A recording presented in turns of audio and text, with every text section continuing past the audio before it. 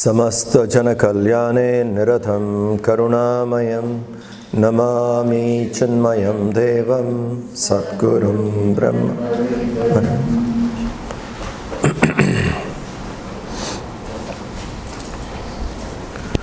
We will go into verse 7.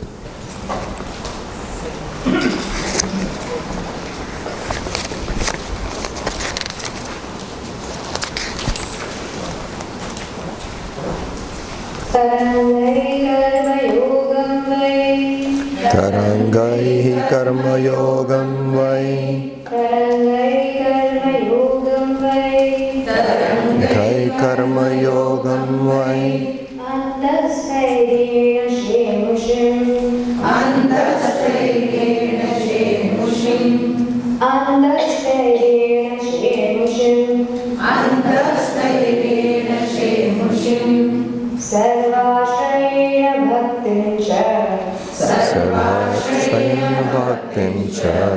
Sarvashrayana bhaktim cha Sarvashrayana bhaktim cha Dadate te namo namaha Dadate te namo namaha Tarangai karma yogam vai Andasayena shemushim Sarvashrayena bhaktim cha Dadate te namo namaha.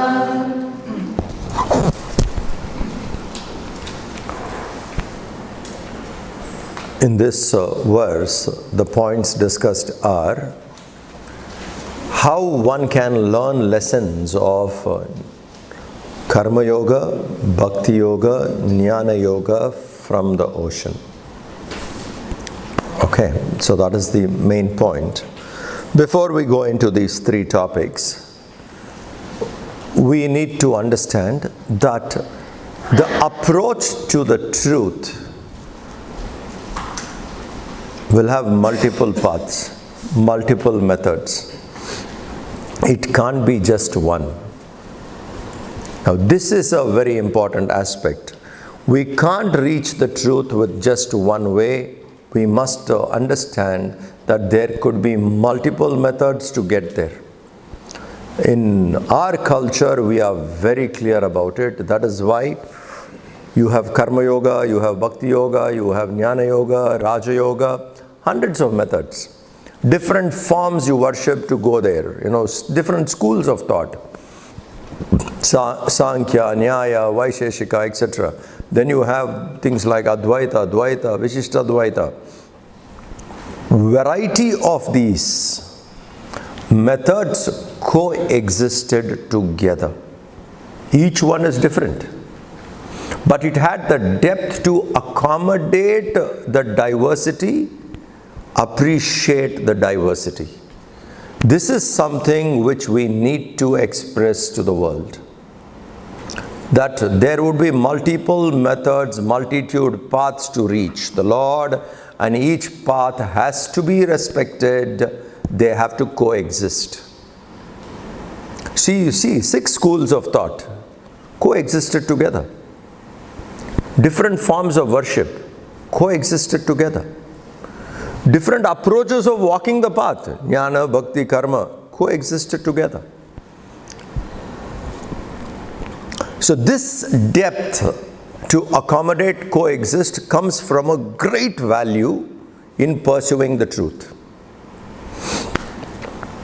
I'll give you simple examples. The Mahabharat War. We have to go back to understand the Indian level of culture. In the Mahabharat War, after sunset, the soldiers of both the armies can meet each other. You fought that day in the battlefield. Sunset, war ends for that day. Then you can go meet your enemy. You can go meet. Now look at the culture. We are fighting for different ideologies, whatever one is convinced, for various reasons. People have taken sides. but we will fight the war for that. And there is a time. The war starts at sunrise, ends at sunset. Once the sun is set, we don't fight anymore. You can meet whomsoever you want. What level of civilizational beauty is this? That two opposing forces can meet. Because somebody could be your cousin, somebody could be your brother, someone known to you, your friend, could be on the opposite sides, can meet. Can you think of a war of this kind today? What was the value they had, and what was the trust they had that my soldier will not go and divulge my plans, will not go and tell my strategies. They had spies, like spy was something was there, intelligence was there. That is, their job is completely different. But a common soldier, when he meets, there was complete trust. This person will not go divulge anything. Now this is a kind of a value, respect they had for dharma, because that was dharma. I cannot betray my army, no matter what. So I may meet somebody. And unbelievable, which will stun the world, is the kitchen was common for both. The food supplied was common for both. Mahabharat. The Kauravas and the Pandavas went to the same kitchen, same mess. Food was served from the same place. Both used to take the same common kitchen both of them had. So you imagine the civilizational laws which people had at that time. A war. You are fighting it out, two ideologies, but we will not compromise on dharma. We believe in it. And people had.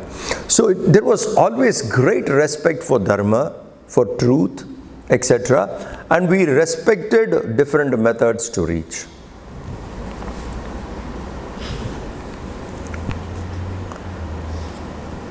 And the entire, like for example, Gautam Buddha. When Buddha came up the horizon, he started talking anti-Hindu. He said, no, this is not correct. This I won't agree. Why? Because there was animal sacrifice. He felt this practice is not good. And it is so deep into it, he felt it cannot be reformed. So he started something altogether new. And went out to say what I'm saying is not in the Vedas. Buddha was respected.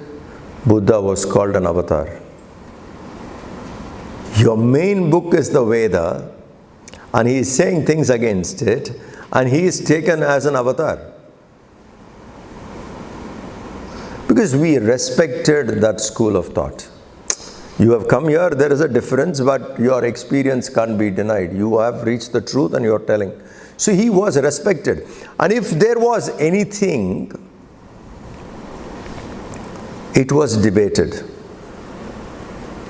You have debates and then you take it up.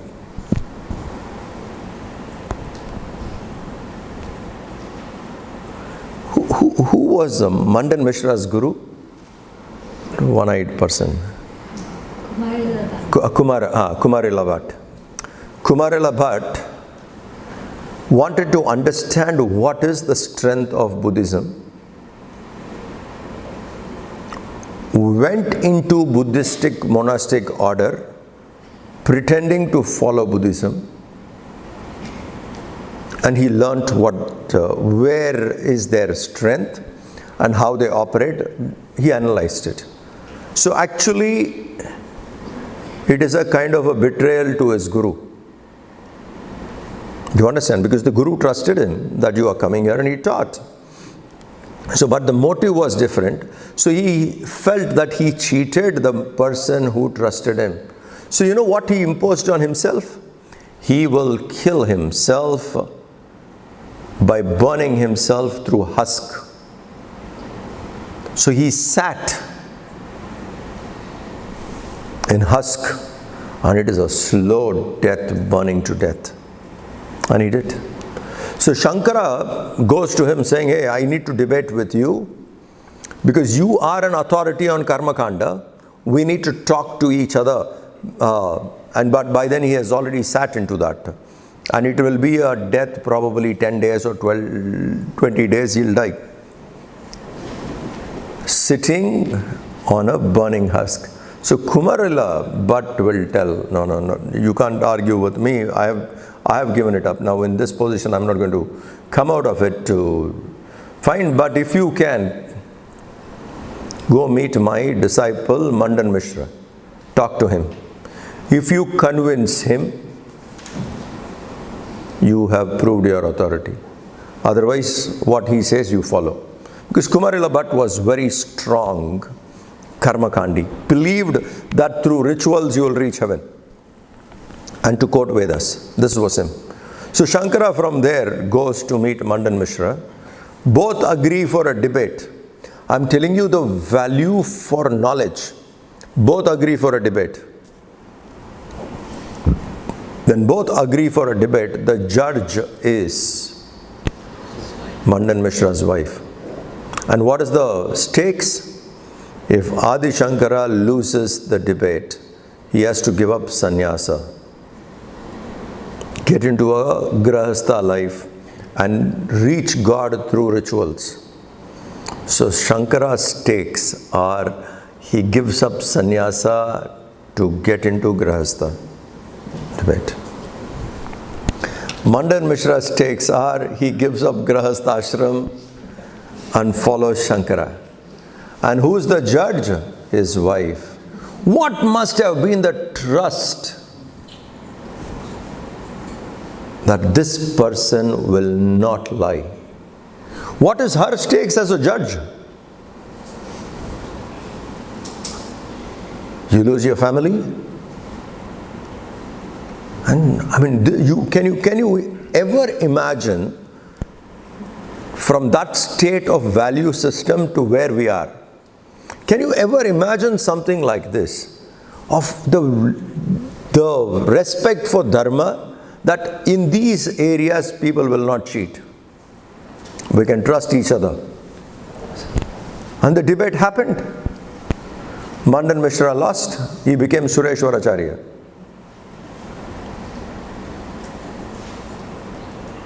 Now, the genuineness, this comes from the quest to know the truth. Quest to know the truth. If you have a quest, you are searching. If someone proves that this is the right way, you follow. Take it up and go. But this happened through discussions. This happened through conversation. If this method humans can bring it back again, let us converse, let us debate philosophical aspects, then it would be completely different. The best of the scholars representing different schools will sit together and discuss with an open mind, not to prove your point but to know the truth. There is a very big difference. This is the difference. In the past we had that urge to know the truth. So we were open to understand somebody's ideas. If you are telling me something, I want to know the truth, and what you say seems to be right, I am willing to follow. This method, if we can bring back, there will be a much better world. Religious wars will not be there. Now, in Hindu culture, mainly different paths are there, but three are pointed out. Like in the ocean, here are the references. The waves never stop. Always in action. Comes one after another, one after another. So the waves indicate continuous commitment to action. Karma Yoga. Non-stop, round the clock, go on serving. So Karma Yoga, what is Karma Yoga? Karma Yoga is a path meant for who are very active. For them to sit quietly for prayer and meditation would be very hard. You can't sit quietly. You'll get disturbed. Because the Rajoguna is so high and pushes you into activity. So how can they sit for meditation? If we tell them sit down for meditation, they'll be only restless. Meditation is not possible. They need to commit to action. So we need to check where we belong. Accordingly, we have to walk. Now this is very important. The basics are given to everybody. After understanding the basics, we need to identify where we are. And from there, we should start walking the path. So we have to understand, can you sit and meditate? If you can, wonderful, sit and meditate. If your extrovertedness is just very minimum, then it is easy to sit and meditate. But no, the mind goes outside, it's too much. Then meditation is not possible.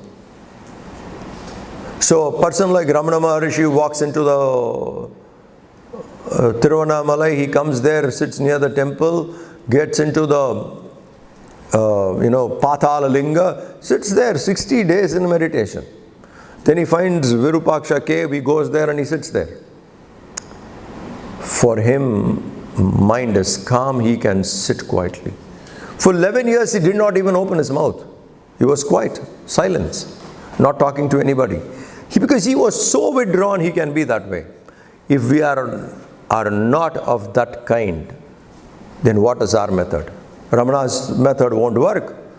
So then we have to check. If I am action oriented, okay, then it is better I use activity to evolve. How do I use activity to evolve? Is every action karma yoga? Many a times, to different families when I visit, this one statement I would hear. Let's say the lady of the house is actively involved in the mission and the man probably not that involved. Sometimes say, Swamiji, he's a karma yogi. Oh, very good, karma yogi. What does he do? Oh, he works 18 hours a day. For whom? For what? Simply working makes you karma yogi? If your action, that doesn't make a karma yogi. Please understand. Karma yoga is working in the world, taking a selfless work. Every selfless action performed without attachment to the result and without attachment to the action. Then it is karma yoga. Let's be clear about this.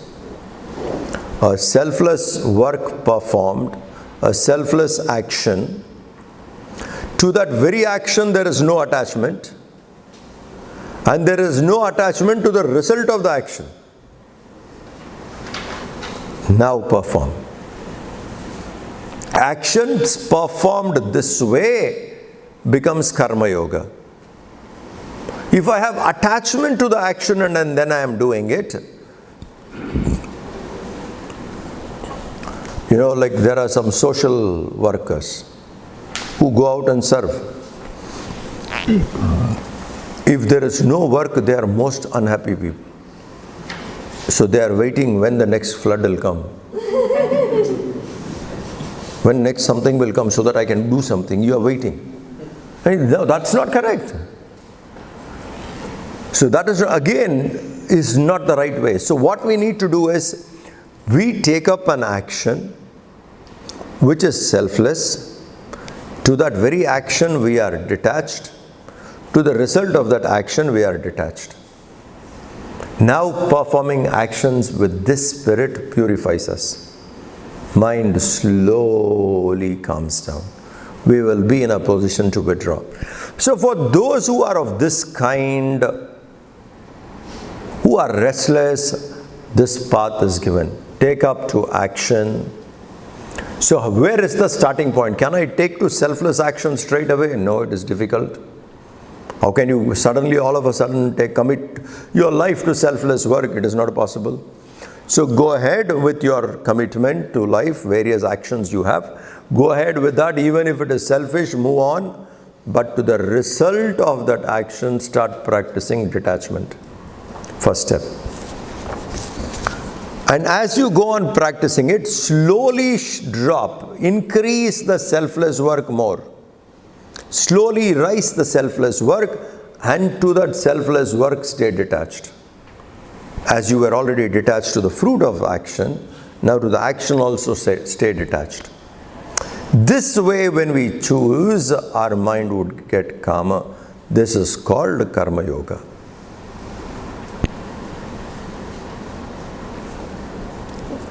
Which is of service to mankind, to humanity, and people benefit. That is Karma Yoga. That is one method to reach. Second method is Bhakti Yoga, let us say. Bhakti is love.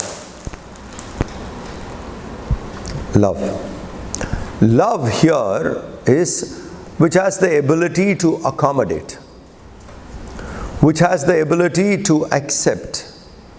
Where, when you start loving, what is love? How do you define love? When you love someone, how do you know that you love? How do you define? When you love somebody, love is measured by how much you identify with the other person. The love is measured by identification. How much do you identify with the other person?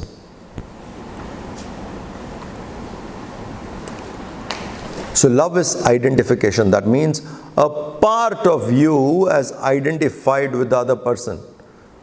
A part of you is less, why it has extended, it has identified with someone else. Love is measured through identification. That's why the person whom you love, if that person is happy, you also feel happy because you love that person. If that person is unhappy, you also feel unhappy because it comes from identification. How much do we identify with the other? So love means giving up a part of your identity towards the other person. So when we start loving the Lord, we start identifying with the Lord.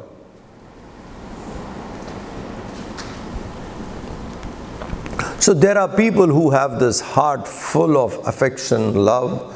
That means they are able to identify. And it can slowly come. For some people it can be the teacher. For some people it can be the country. For some people it can be the Lord in different forms invoking. So how much do you identify with the country? How much that shows the kind of love you have. How much do you identify with the teacher? That shows the kind of love you have. How much you identify with your family? That shows the kind of love we have. So love is measured by identification. So when we get to read the glories of the Lord, etc., we start admiring. When we start admiring, we would like to possess. Possessing is identifying. I identify. So this is called Bhakti Yoga, where the individuality slowly disappears and one starts identifying more with the Lord.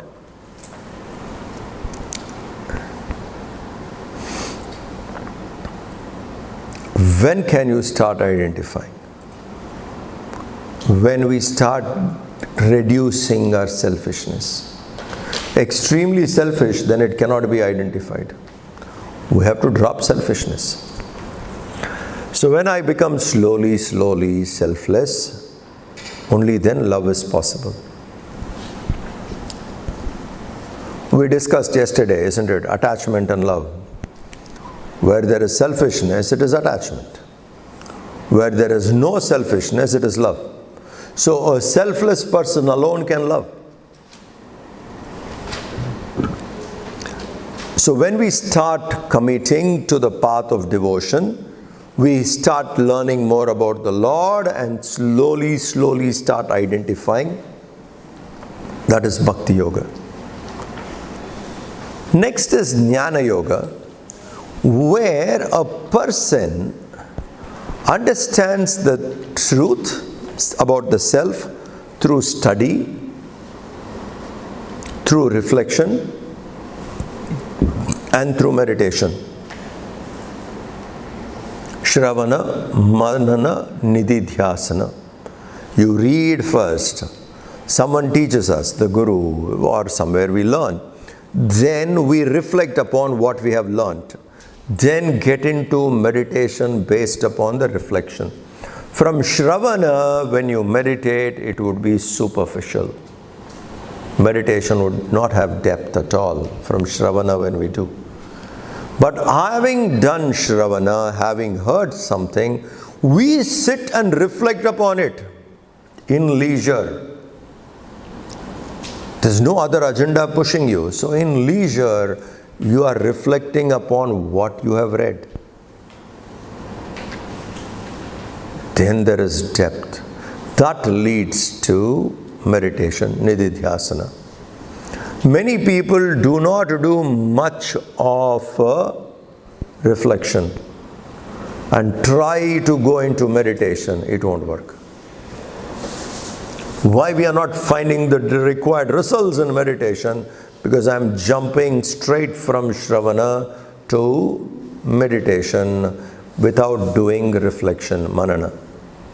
So when you have heard a verse from the Gita, let us say, take that verse, reflect upon it, sit quietly, in leisure, without any agenda, calm yourself, reflect upon that verse. What is the depth of this verse? How much do I understand of it? Go deep into it. When you get into deep understanding of it, you have reflected. Then when you sit for contemplation and meditation, you can go deep into it. Only from Shravana it is not possible. So Jnana Yoga is this way. By listening, reflecting upon what we have heard, leads to contemplation, ends in meditation. In meditation, you are still. There could be disturbances at the surface, but in meditation, a person is still inside, silent. So the depth of the ocean is still. The surface is all waves. A typical state of realization. Deep inside, a person is still, externally active. At the surface there are activities, but in depth the person is still.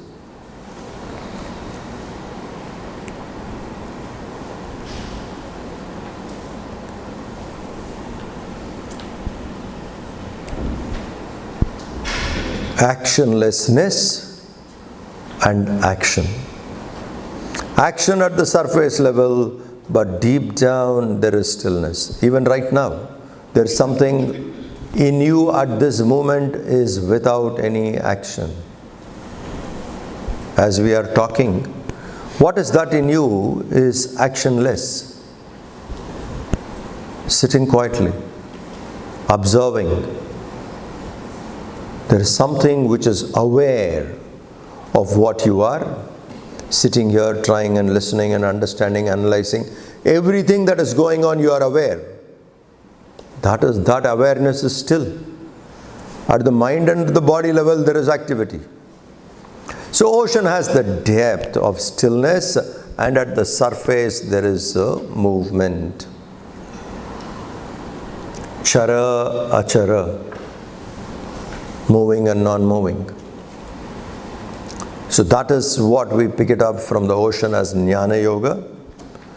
The depth, imagine the ocean's ability to accommodate what kind of lives and beings which are there, accommodates. The amount of water, everything. So the heart is too wide, identifies, accommodates. Bhakti. The waves unending is Karma Yoga. So these three are reflected in the ocean. Kanyakumari Dakshine, Kanyakumari Dakshine, Kanyakumari Dakshine, Kanyakumari Dakshine. Jagannathena Pracham Cha. Jagannathena Pracham Cha. Jagannathena Pracham Cha. Jagannathena Pracham Cha. Alamkritaya Te Namaha. Alamkritaya Te Namaha. Alamkritaya Te Namaha. Alamkritaya Te Namaha. Paschima Bharatam Somani Kanyakumari Dakshine Jagannathena Pracham Cha. Alamkritaya Te Namaha. Here the description keeping India in mind, basically. One of the most important aspects of our culture, which maintained also very well, is Tirtha Yatra. Tirtha Yatra is a very fascinating aspect of Hindu culture. Tirtha Yatra means pilgrimage, going on pilgrimage. So people used to go on pilgrimage from one place to another. Please remember, when you travel, your vision expands. When you travel, your vision expands. So Tirtha Yatra is one of those ways by which a person's vision expands, makes a person identify with a larger picture. So it will always be like, let us say, Kashi Rameshwaram you need to do in your life. Most of the Hindus feel that at least once in a lifetime I go to Kashi. People particularly living in the Dakshin, the southern side, would always feel that we should go to Kashi at least once. And people living in the northern side would say we should go to Rameshwaram at least once. Now this idea of Kashi Rameshwaram kept people together. That was Bharat. See, most of you who grew up in India, or who you were born here and you were raised here, many people even today believe that India was 400 plus princely states. British made them one nation. It's a belief. People have this belief. There were 400 and odd princely states.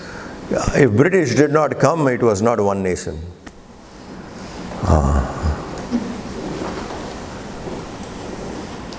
British came to India in the 17th century. And the company which they formed was East India Company. Where did the word India come in 17th century? You should have named it East Bengal Company. Why India? East India. Vasco da Gama, Columbus. Sea route to India. So what they were calling as India, it is not necessary like how we see only political powers. There was emperors we called Samrat, an emperor who has a large, and there were small kingdoms, and there was a king superior to all that. So we were not just political, we were culturally one nation, spiritually one nation. So many other factors kept the nation together. That's why it was called Bharat. With the name existed, it's not one particular place. So this pilgrim kept this also together. So a person goes from one part of the country to the other side and identifies. So it had a very deep impact on the minds of the people because it integrated the nation together, one vision. So Tirtha Yatra. So Tirtha Yatra has its own beauty, and when it is properly practiced, it is a spiritual elevation. One gets really elevated spiritually because you take a yatra, you go on the journey, you have various things to practice, and some of these areas would be really hard. You need to endure different things, that way. And most people in the past were going by foot. So imagine you start a journey of 2,000 kilometers by foot. When do you reach there? Imagine after all, from starting from somewhere in the south, you go all the way and you reach Kashi. How many days it would have taken? A long walk. Then you feel, I have reached the Lord. Same thing people do for Rameshwaram. This way it was very well connected, and it's a great practice kept in keeping people together, integrated, etc. So we have many pilgrim centers. Not all would go to Himalayas. Even today, those Himalayan areas where we call as pilgrim centers, people go so much. Where it is not pilgrim, not many people go there. There are areas where only trekkers go there. Not all public go there. But it is not a pilgrim center. There's a place called Oli, close to Badrinath. Not all go there. It's a winter sports area. Those who are inclined only go. But when it is a pilgrim center, Gangotri, Yamunotri, Kedarnath, Badrinath, imagine the public going. Now a person goes all the way to all these places. Is a great learning. And this culture existed in India for such a long time, Tirtha Yatra. So here if we see, in this verse what we have pointed out is, in the western side you have Somnath temple, Gujarat, very close to Dwaraka, Somnath. And in the southern side you have Kanyakumari. And on the eastern side you have Puri Jagannath. Very famous temples these are. Just three, and not just three, but we are full of such temples. But just as a reference we have given three. These are all in the banks of the ocean, which made people go across. So the shores are definitely filled with many spiritual centers which inspires people to go there. For example, let us say Rameshwaram, by the ocean it is. Tiruchendur, temple of Lord Muruga, by the ocean it is. So these places people travel, and it has a deep impact on their mind. So the peninsula of India is decorated with lot of pilgrim centers. Not just that way, even if you go to islands like Bali, etc., you see on the coastal side how many temples are kept. So temples definitely is a place. Many of them are there at the coastal areas. Okay. With this, we conclude these 8 verses on the ocean. Identify which path suits you according to your temperament, because your journey has to begin from there. Everything is not for everybody. Where I fit in, from there I should start. So you can think, where do you fit in? Devotion, bhakti predominantly. You see, everyone will have a part of other things.